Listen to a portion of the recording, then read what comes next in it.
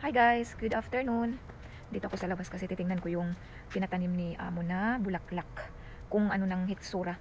Kasi nung last time kong tingin, ganito pa lang yung tubo niya. Ganyan pa lang.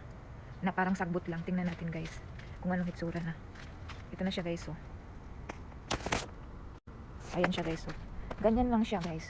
Medyo malaki-laki na siya. Ito daw yung bulaklak na iba-iba daw yung kulay.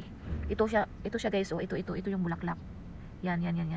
Ano, pag umaga kasi guys is bukadkad siya, pero pag mga ganitong oras na mga hapon na tanghali, mga 9 or 10, iba na siya, di na mutik off na siya.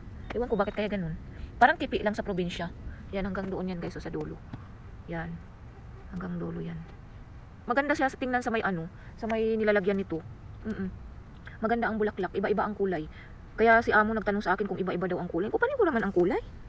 Dilaw siya. Gusto niya yung talaga ba? Yung iba-iba daw ang kulay kasi yun na nabili daw niya, iba-iba daw ang kulay. Ewan ko dun. Tapos ito yung malunggay namin guys. So, nanibago siyang ng dahon. Maganda siya. Ito siya guys. So, oh. Buti nanibago yung dahon kasi nung last nito is nagtanggalan talaga siya. Nanuyo yung niya, yung mga dahon na yun. Oh, bagong. Wow, ang galing naman. Makapagulay nga nito.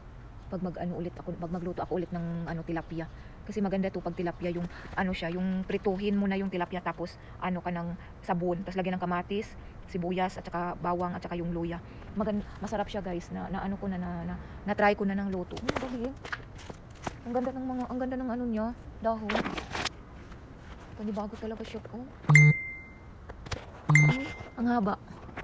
Oh, ang ganda niya tingnan. Green na green siya. Yeah.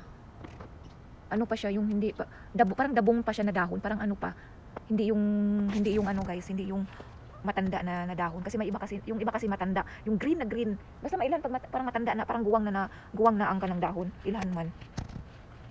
Okay, yun lang guys, pumunta lang ako dito sa labas kasi nakaiglip ako, tas di na naman ako makatulog ulit. Okay guys, thank you for watching, God bless.